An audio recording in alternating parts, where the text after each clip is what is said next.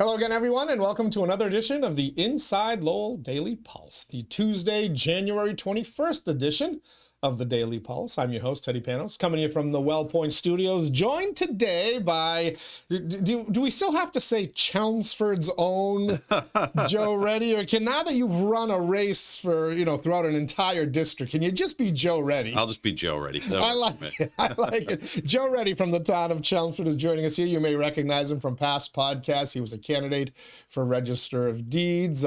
You impressed a lot of people during the campaign. Didn't turn out the way you wanted, but a lot of folks said to me, he was good. He was. You know what? I love that campaign. I ran with a lot of passion, and I really enjoyed every aspect of it. So, no regrets there. And, I did meet a lot of great people, especially regionally, not only outside of Chelmsford, Lowell and the greater Lowell. So it was fun. Looking back, it's something that I'll always have. So I'm excited. Did it rekindle that fire for a future office run? I mean, you never know what could have. I mean, there's the selectmen's election coming up. Not really. To be really honest, I really was very interested in that particular role. Yeah. But it's not that I haven't been involved in politics across the board. I've been very much a part of helping people run for public office. I think people getting involved on every level is important.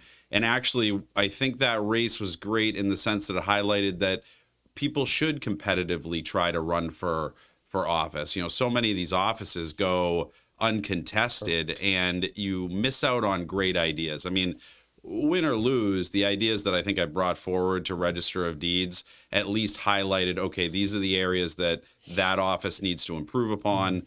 And it doesn't matter whether it's state senator or, a legislator or whatever it might be. There are definitely areas that we can improve upon. So that only comes out when you have a competitive race. And so that's why I've always helped people try to build a roadmap so they know how to effectively run a campaign like that. Yeah, and I actually think a couple of your ideas are going to be adopted by 𝐤𝐤𝐿𝐼𝐶, who ended up assuming the role, right? You know what? I have a tremendous amount of respect for her, and especially having had the opportunity to discuss things with her along the way. So, I'm sure that office will be in great hands over the next 6 years. We'll see what happens, and, let her hopefully have a lot of success there. So, all right. I'm going to start talking about Chelmsford politics with Joe in a quick moment. First, just want to thank our sponsors here of the Inside Lowell Daily Pulse. That starts with Real Estate Ray Booten, licensed realtor, Massachusetts and New Hampshire, certified appraiser in both states. If you're looking to buy or sell a commercial or residential property, Real Estate Ray Booten is your man. RealEstateRayBooten.com is the web address. Also, we're coming to you from the WellPoint Studios. WellPoint is the only health plan offering healthcare benefits exclusively to Massachusetts GIC members. At WellPoint, your whole health is their whole point. We thank Ray. We thank our friends at WellPoint. We got a bunch of other sponsors to thank as well, but first, we'll do that in a few minutes. Let's get right into it with Joe. I don't know if it's earth-shattering news because it's getting to the point where Joe Dixon was age-wise. It was starting to become expected, but such a driving force in Chelmsford politics and the selectmen's select board saying that he's not going to run again. That kind of opens up the field, does it not, in Chelmsford? It does. I mean, in Chelmsford, incumbency weighs heavy, and George certainly was the epitome of that. And so, him stepping back definitely gives people the opportunity to run for the position. I know that Aaron Cunningham, who's actually put his name on the ballot, had run last time and come up short. And it was interesting because a lot of people really liked Aaron Cunningham, and they said, I would have loved to have voted for him. But politics is a funny thing, right? And, George has built up significant goodwill over the years with many residents. And, he's almost like Mayor Menino in a way. That was the only best way to describe him, from a Chelmsford perspective. But, I know George very well, and I've helped him run campaigns over the years. And, I can tell you that he embodied everything that you really want out of a politician. His thought and everything that he did was, how can I help residents along the way? And so, there were many issues throughout the years which he was instrumental in helping move forward. And I'll give you a specific example. We have a about 600 condominium units in Chelmsford. It's called Williamsburg 1 and 2. It's up in the North Chelmsford area, and it actually abuts the Merrimack River riverbank. And because of all this erosion that was happening, it was actually threatening the sewer line for the entire condominium. And because it wasn't just about going in there and fixing the erosion that happened, because now you're talking about bringing in the Army Corps of Engineers, you're talking about bringing in multiple state agencies. So George actually went and met with everybody and said, okay, what type of players do I have to bring in to try to help all of these residents that are going to get hit with such a major special assessment to try to protect their condominiums. And it's something like that I think you have to take a holistic viewpoint. I mean, we could have, as Chelmsford said, yeah, we're not going to take on that burden because ultimately, that's that condominium unit's, issue. But I think George looked at it like, you've got hundreds and hundreds of residents that are being affected by this. How can I do this? I know that him and there was a former selectman, Jimmy Lane, they rolled up their sleeves and they really went to work. And, George, I don't think people recognized, he built a lot of great relationships over the years with all of these state agencies. He was part of that whole Lowell Transit, authority for many, many years. I think like 15 years he sat on that board. So, he had a tremendous amount of clout. And I think that paid dividends for people that ran into some sort of small bureaucratical issue that they couldn't get over. So you mentioned Aaron Cunningham. Is he definitely in? Was he going to be in even if George hadn't? Yeah, I think he would have. Not to run? Just to step back and give George some kudos here. George was always looking at Chelmsford first, right? How can I not impact Chelmsford in a negative way? And I know he ran this last time and everyone was saying, are you really even going to be able to finish out 3 years, right?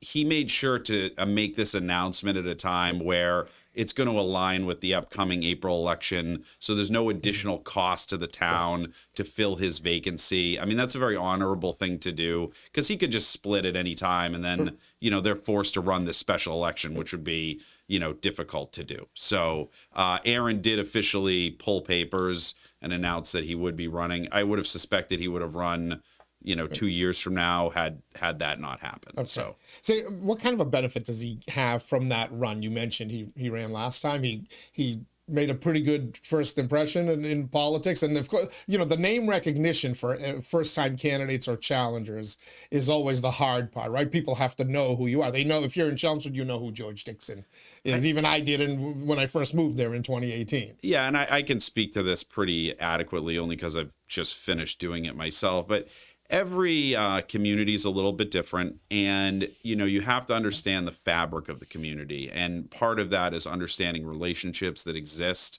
And so when you run for public office for the first time, you may run into somebody and you get to meet them for the first time, but you don't really understand the core of what they represent within that community, right? And so a perfect example would be like a gentleman like Phil Stanway that we have in Chelmsford.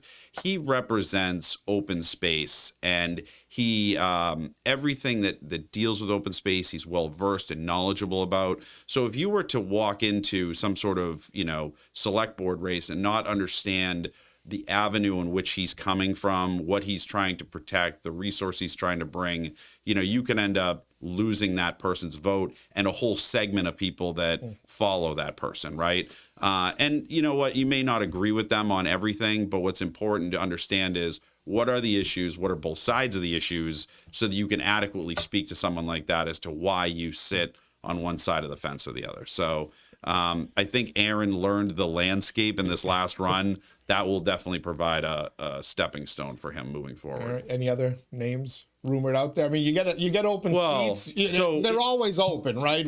Even when an incumbent runs, the seat is technically open. Everyone has an equal chance to win it. But when incumbent seats are not, that incumbent isn't seeking a seat, that always draws people out, no matter the municipality, right? Yeah, absolutely.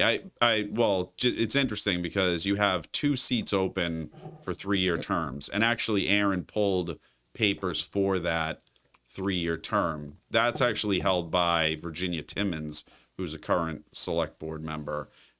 Whether she decides to run or not, we do not know. She hasn't pulled papers. Pat Wojcik has already pulled papers, so she'll be running for re-election. And then the actual vacancy for George Dixon, a man by the name of Jeff Hardy pulled papers. Now, Jeff is well known in the Chelmsford Business Association networks. He's been a business owner in Chelmsford for many years, so he certainly understands the landscape of what's happening. And he's been very involved politically over the years. So it'll be interesting to see if people decide to challenge those particular seats. Okay, and just because I'm not exactly sure how it works, so the two seats, the Pat Wojcik seat and the Virginia Crocker-Timmons seat, those are one election, and candidates either have to declare for that one, and then the George Dixon was a separate race. You have to pull paperwork for that race. Yeah, so in Chelmsford we have a 5-member board, and we have an election every year, and essentially it's on a 3-year cycle. So 2 of the years you have 2 seats that are up. 1 year you have 1 seat that's up, right? In this particular case, this vacancy would be filling one of those 3-year seats. So yeah, you have to declare for one or the other. So ultimately somebody could pull papers to be part of the, 2-person election and end up ousting somebody in that, and somebody could just walk in on a 2-year term, or vice versa, right? So it'll be interesting to see if there is a challenger, which seat they decide to take. And I can tell you that the dynamics of those elections are vastly different. When you run for a 1 seat, you have to make a very specific case as to why your platform is significantly better than somebody else's platform. When you're running in a 2-seat election, it's more of a popularity contest. You just have to get enough votes to overcome one of the other, Right. You say, I love both of my opponents, or all 3 of my opponents. All I want is one of your votes. You can vote for whoever else you want with your second vote. Well, you're also working off different camps, right? You're saying, okay, well, Pat Wojcik, if you can help me out, have your constituency send me your extra second vote, or vice versa. So sometimes the person that's not necessarily the most well-liked can also come to the top, only because they're the lesser of 2 evils, right?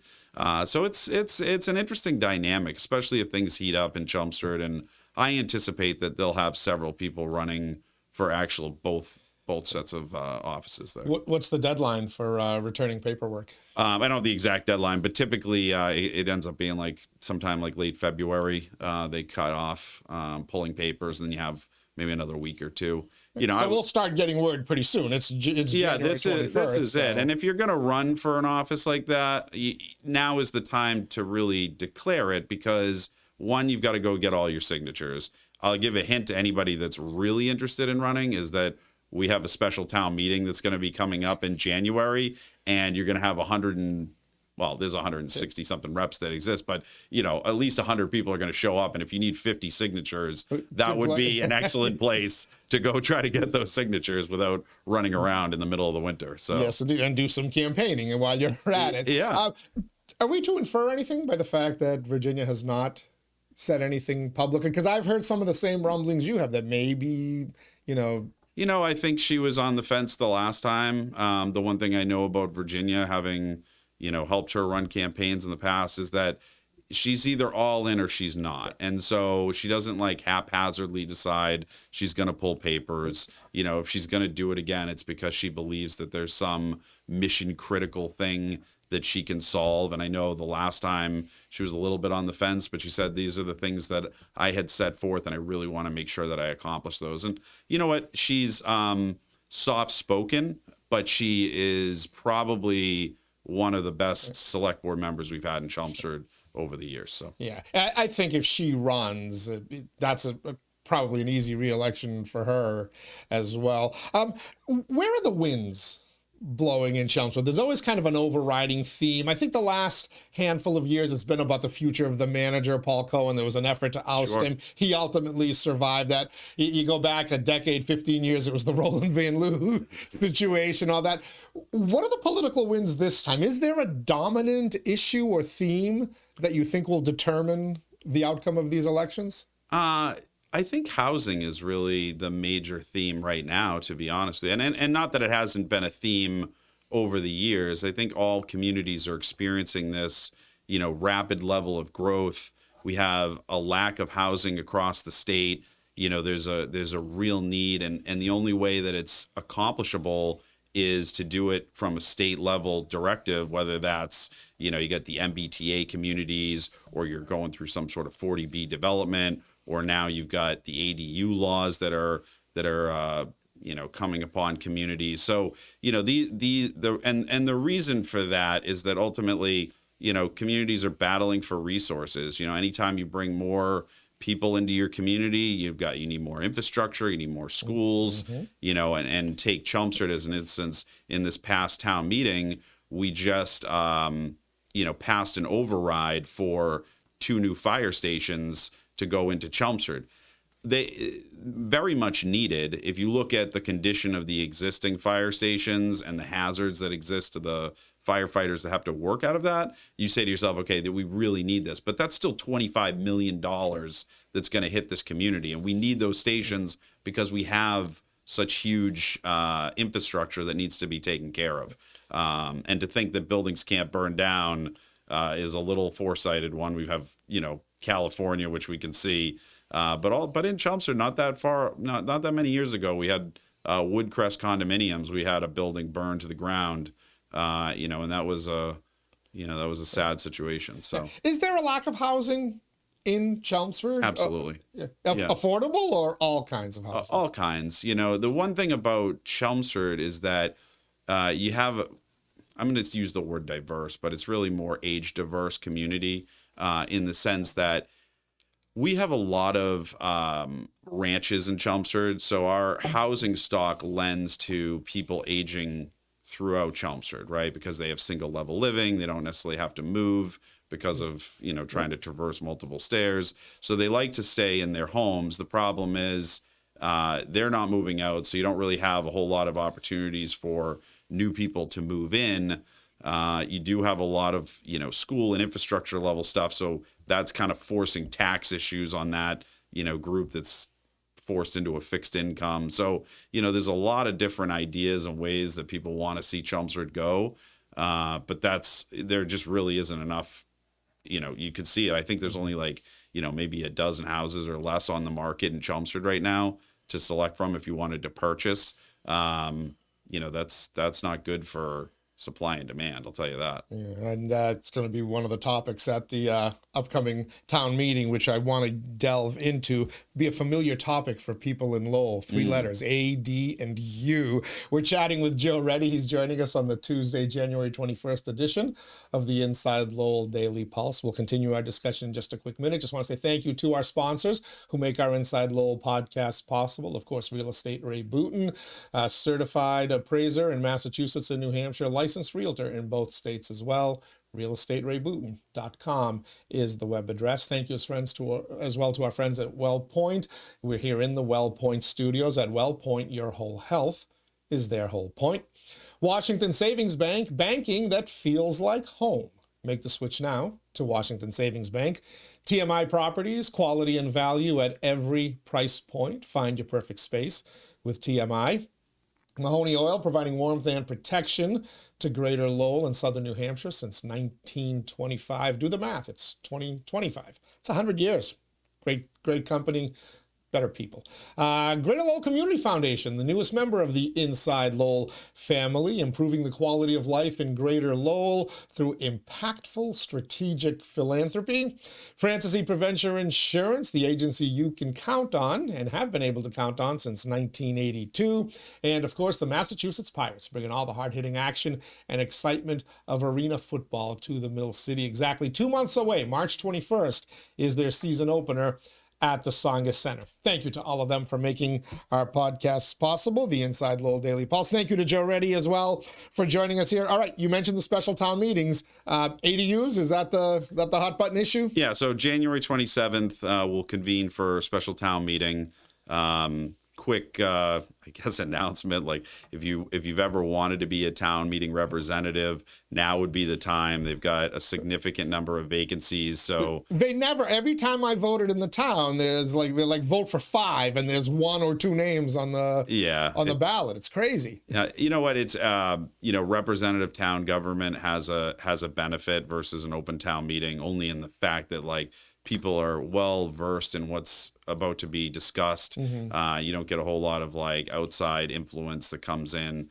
So that's good. But ultimately, this is a great, if you've ever thought about, hey, I want to just get involved, I don't want to have a huge time commitment, this is the perfect thing to do, because you're showing up for a couple meetings in the fall, couple meetings in the spring, and you can really get to understand how your municipality spends its money, what kind of issues exist within the town. You really do become very knowledgeable. So how do they fill the slots if not enough candidates are on there to fill all the slots? Yeah, that so are open? If after the election, if there's an open vacancy, you can then put your name in, and then I believe they actually send it around to the reps that are in that precinct to vote on.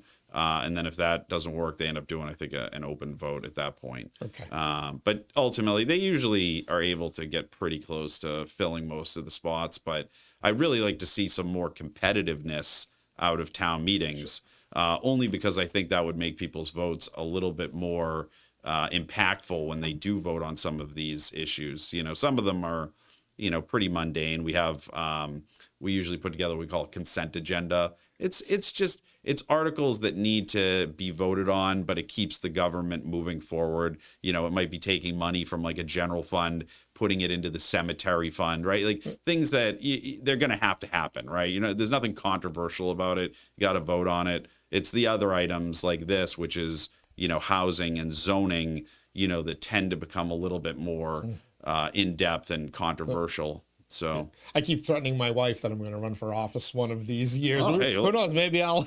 You know what? I'll start a town. It's a great way to dip your toe in, right? Because you really get to know people, and I guess that's we talked about earlier, understanding the fabric of the community. You really do get to understand.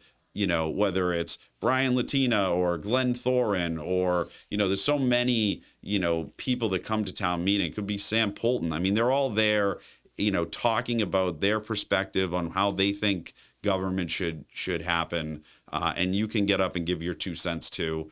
I would caution people, listen first, understand the issues before you get up and just speak on them, because sometimes you can open yourself up for a can of worms. So don't come in gun blazing. You're a political campaign consultant. This is your advice to me. You know how hard it is for me to come in without my guns blazing.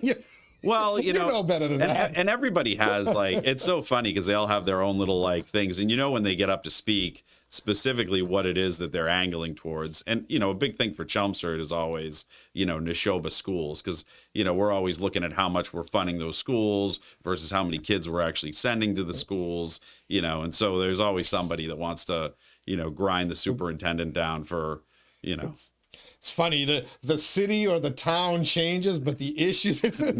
Lowell a few years back, I think, sued to get more representation on their vocational school board, and ended up being successful in that. All right, so ADUs. Yes. They do exist in the town. Yes. I know. I actually have an ADU. In my house. How does the governor's new housing bill that was passed last year, which basically included ADUs by right, how does that affect the ADU ordinances on the books right now in Chelmsford?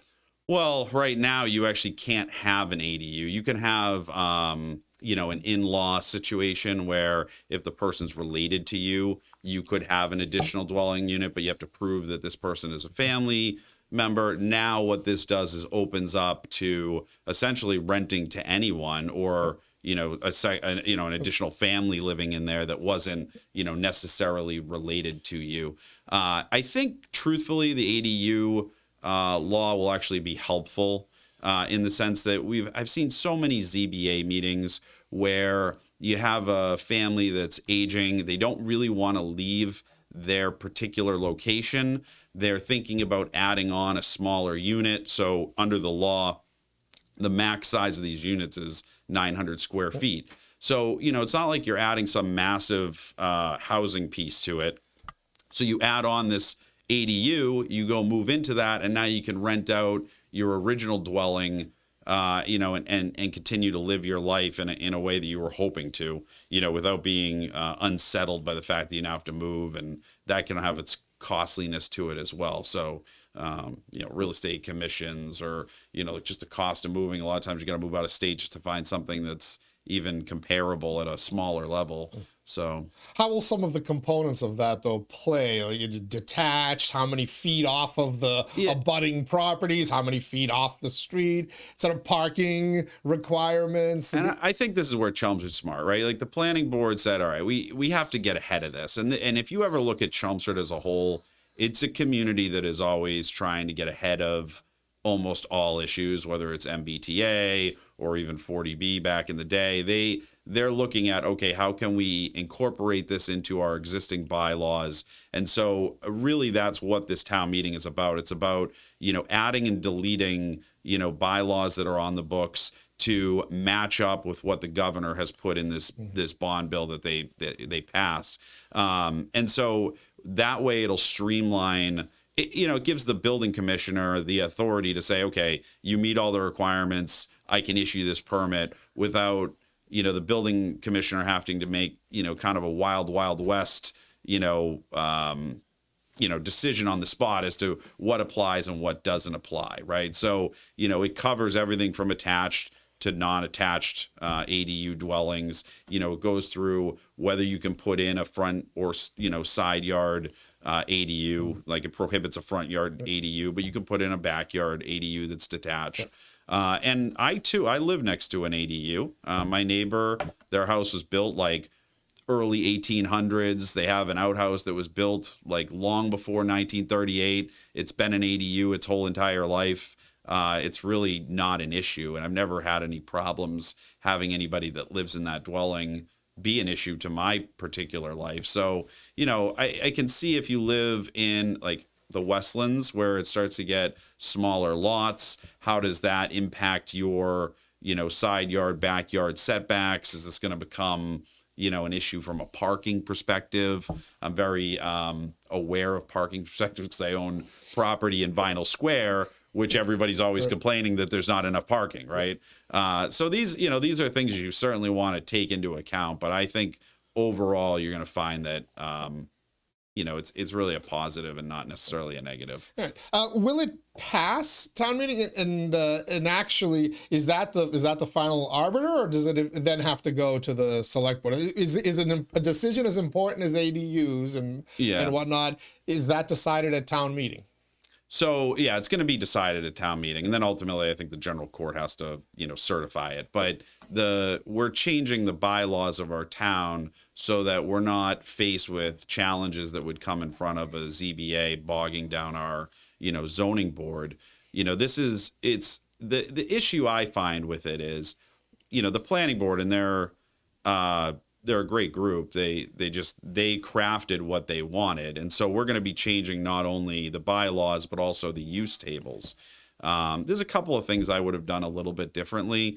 The problem is the mechanism of which to change those things has to be done before it hits town meeting. A lot of times when you get into zoning articles, if you try to make any sort of amendments on town meeting floor, you've now changed the entire scope of the article.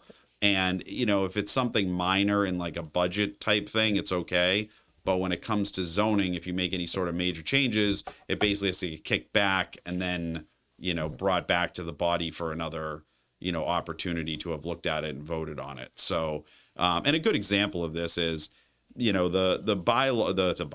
state level guideline is that, ADUs should be allowed wherever single family dwellings are. Well, we have 9 different classifications of zoning in Chelmsford.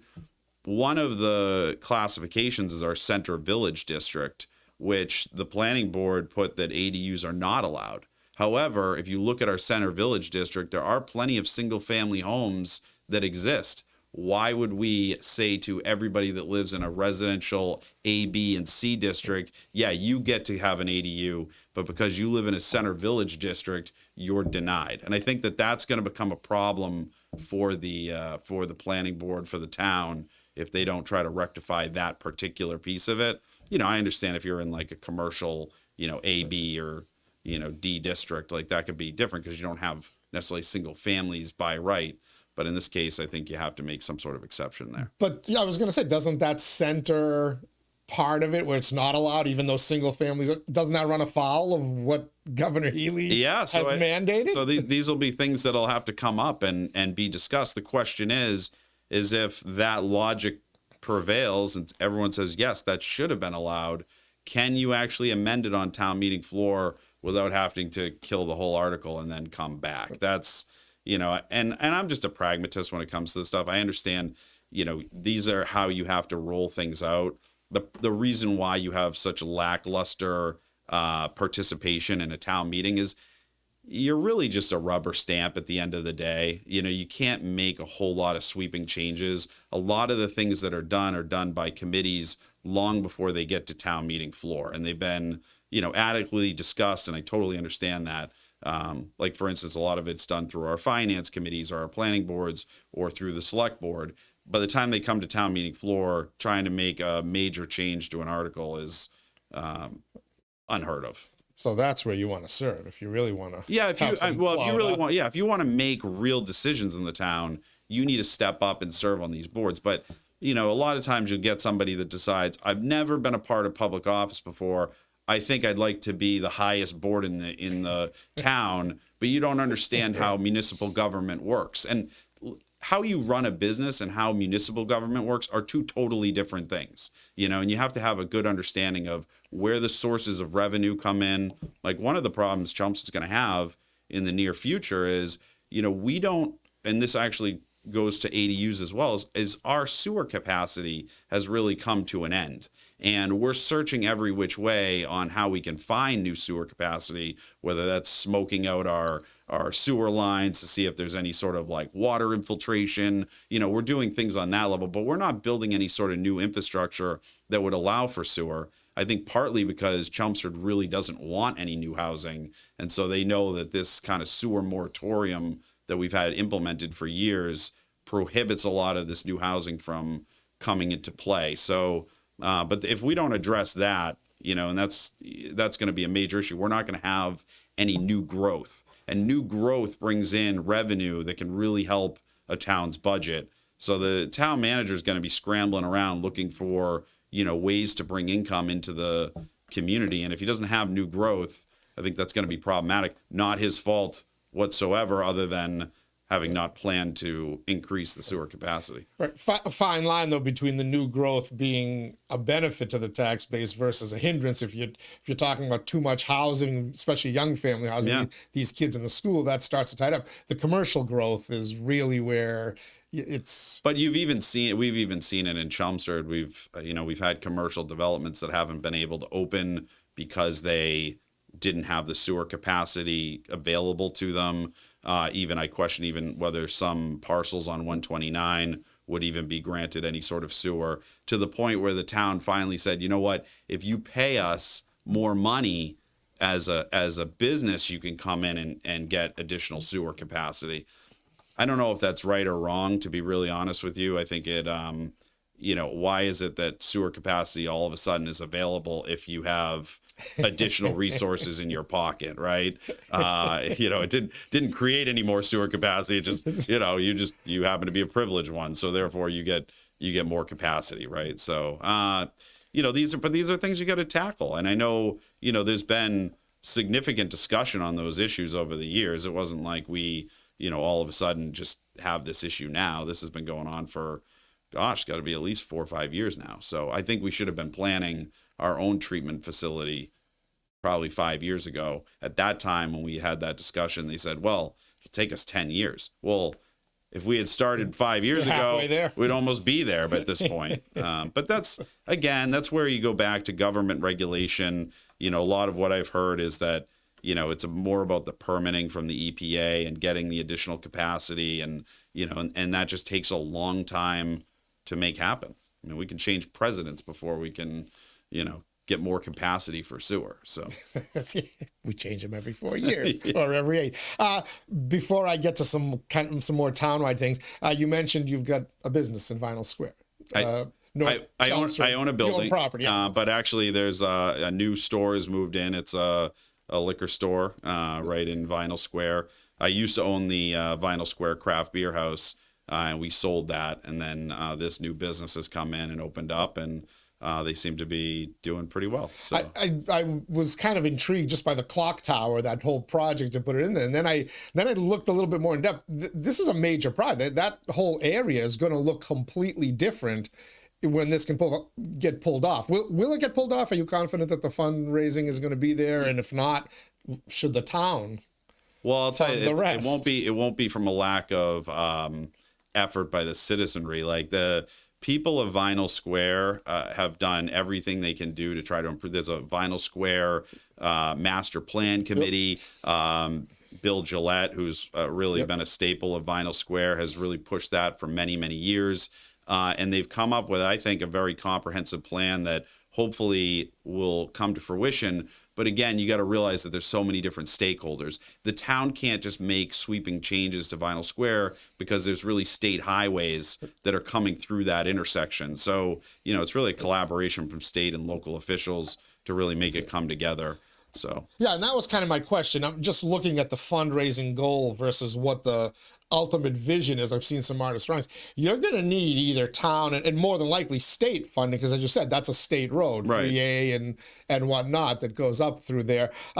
Confident that can be done? Anytime it comes to Chelmsford getting any sort of state aid, I don't hold my breath, because I don't know why. They don't love Chelmsford. But is that because of the way the town's been divvied up? I think it really, my personal opinion on this is it comes down to the politics of it. Chelmsford tends to be a very conservative town. There's a strong Republican base in a very Democratic state. And I think they tend to get kicked in the teeth a lot as a result. So it's just, that's been the years. The last state legislator we had was Carol Clevin. She was a Republican. Her biggest thing was, education and trying to bring, resources to the kids. She was great, but she was obliterated. Our entire town was cut into 4 different sections, and there was a whole issue with Finneran at the top with that. So, yeah, but since then it's been very easily democratically elected. Is that just because of the way they carved the town? So and this goes back, like Dennis Reddy used to say to me all the time, the reason that it wasn't that they wanted to necessarily get rid of Republicans so much as they wanted to keep urban legislators in power.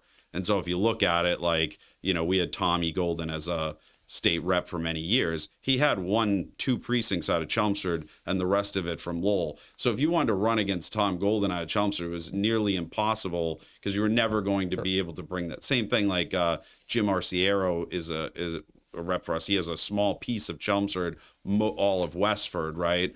And then we have Cataldo, who has, Concord, Carlisle, a piece of Chelmsford. So we really don't have a whole lot to say. There are times where having multiple reps is beneficial to us, but it's only if it's something that doesn't come into conflict with our surrounding communities. If it's about Westford getting resources over Chelmsford, Westford's getting it 100% of the time. So it's, we're kind of stuck in a weird position as a result. Exactly. And Rodney Elliott is now serving in the Tommy Golden seat. He has Chelmsford Center, and you know what? I'll give this to... You're very vital in contested primaries, though, because I know we got a lot of attention between Rodney Elliott and then 𝐈𝐶𝐸𝐞𝐿 in that race. But that's where it helps incumbency tremendously, right? So a guy like Rodney Elliott, it's almost impossible to outseat him now because of the fact that he's brought himself into the fabric of Chelmsford. So all of the people up in North Chelmsford that have been dealing with,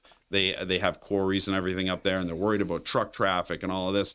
Rodney's gone to bat for them and tried to bring legislation that will help that particular area. They're never going to turn their back on him now and say, we're not going to vote for you. So, you could be Zoe and you could try to come in and challenge him. To win Chelmsford is just a huge undertaking at that point. So it gives you this, like, once you've won it, it gives you that small base as well, right? So, and conversely, a Chelmsford candidate's going to have a very difficult time beating someone when most of the district is in Lowell, and we've seen that play out. You mentioned you usually get a new president in there before you can enact some serious housing change or ADUs. We got a new president in there yesterday. I know when I had Jo Marie Buckley on last week, we talked about the effects on Tewksbury. She highlighted a couple of instances where Tewksbury might be in trouble based on funding that they rely on from the state that actually seeds down from the federal government. Anything you saw either during the campaign or the first Trump presidency or now in what his goals are for the next agenda, and then the 200 plus, I think he's still signing executive orders. He has to wait for the writer's cramp to go away. But is there anything you saw there that Chelmsford might want to be either concerned about or excited about? I don't know necessarily from a local level, but I would say from a tax perspective, you know, I don't know that the Trump presidency really helped states like Massachusetts that have a huge cost of living, especially when it comes to writing off, you know, interest from your home and taxes and that nature. I think he had capped it, I want to say like 10,000 or something like that. The, you know, taxes are outrageous here in comparison to a place in the Midwest, right? Same thing with like mortgage interest and all of that. So if that gets reenacted that way, it's going to definitely have an impact on, I'll call it like northern blue states. You know, but if he decides to implement, and I saw something today that, you know, he's looking to do a huge infrastructure package, you know, that could be beneficial.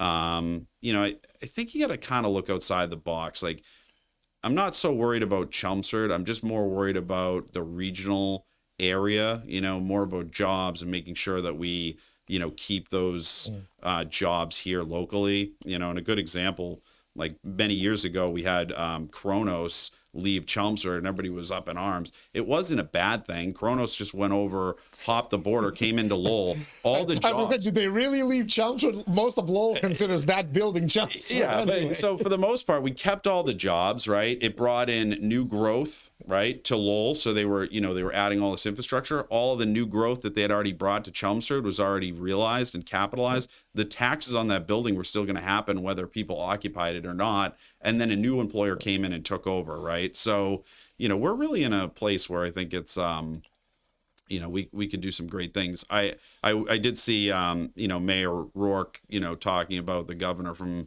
New Hampshire, you know, attacking, you know, Lowell and Lawrence. And, you know, people in Chelmsford, I think, feel heavily connected to Lowell. I think this really is our city, and it's something that we care a lot about. I don't think the problems of Lowell are just Lowell's. I think we look at things from a regional perspective more than maybe any other place. So, you know, hopefully, you know, we can try to, you know, work together to try to make some of those things, you know, better for our community as a whole. So you mentioned the sewer situation. I know part of the Trump agenda involves some environmental easing of regulations. I know he did an offshore wind thing. That's not going to affect Chelmsford, but if he eases other regulations, could that potentially open some avenues or be hurt, destroy the environment completely in Chelmsford? Well, you know, you're always trying to push for better, but, you know, I'll give you examples. You know, I build houses as well. So like we just finished a new construction build up in Tingsboro, and it had to meet all of the newest stretch energy codes. You know, you really can't bring any sort of combustible material into the house. Otherwise you get hit pretty hard on your, you know, your HERS rating, which you're trying to, you know, meet the standards, and, you know, they're pretty aggressive now. But we make these houses so airtight that it also brings on like brand new challenges that you don't even know till later on. I mean, I swear as you open a door, you can just hear the vacuum suck from just how tight these houses, you know, now are. So, you know, same thing, like can our grid actually handle all of the energy from an electrical standpoint? I mean, I love the idea of bringing solar in on these houses, but is that going to be feasible for every single home, you know, in Massachusetts if it doesn't have the perfect southern exposure, things like that. So, you know, maybe some of those regulations being eased might help in some of these areas. You know, but I think overall the idea of it's good, right? Try to get off of some of these consumables that aren't necessarily helping you out, try to get more energy efficient and quite frankly, just self-sufficient.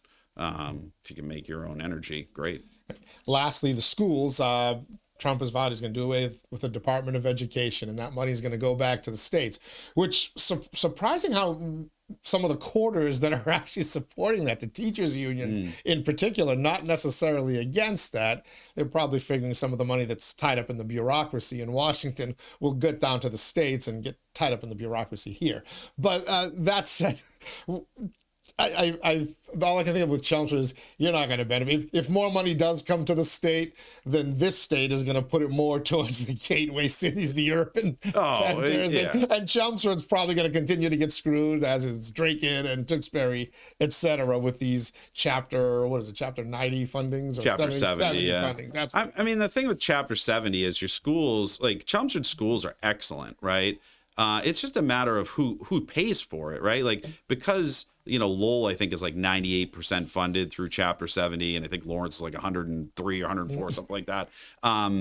It's just that those residents, like, I tell people, you want to retire, go get a ranch in Lowell. Like, your taxes will be half of what you pay in Chelmsford, right?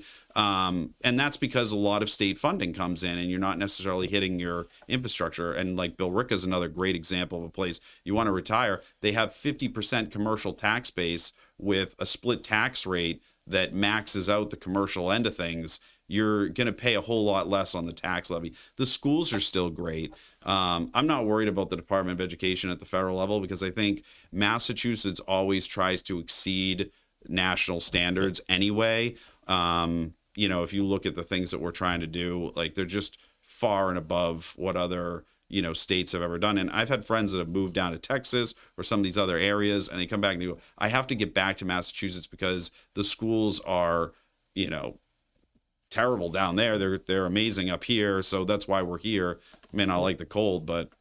Will eliminating the MCAS have any effect at all in Chelmsford? Absolutely. You will? Yeah, okay, I was so happy to watch the MCAS. I figured that most of the kids in Chelmsford are not struggling with that. No, well, I'll tell you what happens with MCAS, and the lieutenant governor, shame on her for her approach on this. Here we are trying to make community college accessible to all people after the age of 25 or something. Anybody can go to a community college. Why are we doing that? Because we want people to continue their education. So what you do is when you have an MCAS requirement that stigmatizes a group of people that maybe don't test well on these standardized tests and just say to them, well, you're not important anymore, or you now need to go back and do all this GED. You're not trying to progress our society in a way that might get them opportunities for jobs. We want people to be successful here in Massachusetts. I want people to be gainfully employed. I want people to pull themselves up from their bootstraps. So what if they couldn't pass MCAS? Did they show up to high school? Did they do everything they needed to do? And if the school believed that they should be handed a diploma for the things that they accomplished in that time frame. Were there kids affected in Chelmsford? Absolutely, absolutely. Weren't able to graduate high school? Yeah, absolutely. There have been, and why stigmatize that small group of individuals? Why not let them have that moment where they cross the stage? I mean, listen, if you miss a significant amount of time and you don't meet the requirement because you didn't attend or you didn't have the grades, but if you have the grades, you had the attendance, but you just couldn't pass a standardized test, then there's really no reason in my mind that you can't hand somebody a diploma. They don't do it in colleges. You don't have to pass some major test at the very end to get out of there. You just have to have actually shown up, not hit too many dorm parties, and hopefully you're moving on, right? So I kicked off campus and you're golden. I think you have to look at it. How do you, and Lowell is a great example of this. Like, I know that you probably went there, but UMass Lowell and their whole joint venture, they bring in Draper Labs, right? Like, all of this is fantastic collaboration. What we should be looking at is how do you take somebody from, K to 12 and then get them ready to go in the workforce? You hear John McDonough talk about, financial education in the schools all the time, right? You can't do that when you have an MCAS. MCAS forces you into very specific subjects, very specific teaching. And one of the biggest programs I thought was so amazing when I was a kid, my father used to run this program called How to Run for Public Office. And he would bring in everybody from the schools, and you would align up with, a select board member, or you'd go hang out with like somebody from the sewer department and learn about different aspects of the town. They had to cancel that program because it no longer met MCAS standards, right? Those are fun, real life experiences the kids would enjoy having, but they weren't able to have them anymore because of that. So I'm actually super excited that passed, to be really honest with you. All right, Joe, ready. We're gonna have to cut it off here, but we got to bring you back, and we got to get you, because you're not shy with your opinions. We got to get you in on a lot of other stuff, sure. Hey, as well, especially now that you know all of our communities. Yeah, absolutely. So, but thank you. We appreciate you, and we got to get you in this chair as well. See if we can get some Chelmsford debates set up. Absolutely. Well, we'll definitely bring some more Chelmsford to the flare. I do want to say, for all of those that did support me along the way, thank you so much. And the hospitality I received over all of these communities was just exceptional. So I thank you. You impressed a lot of people that I, both inside Lowell people, my inner circle and whatnot.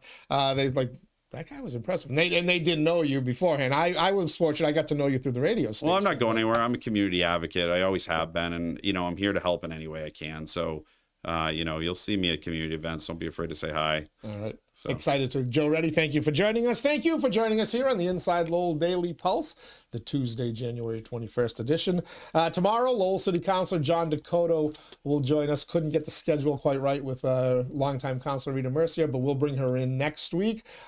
So Lowell City Councilor John 𝐸𝐸 will join us tomorrow. Real Estate Ray Booten joins us on Thursday, and then Friday, the Pod Squad. Mike Bacigalupo, Michaela Hondras McCarthy, a.k.a. Batch, and the Hyphen will be here. Got a lot to talk about with them as well. Until then, everybody, stay warm, please stay safe, and good luck. We'll talk to you soon.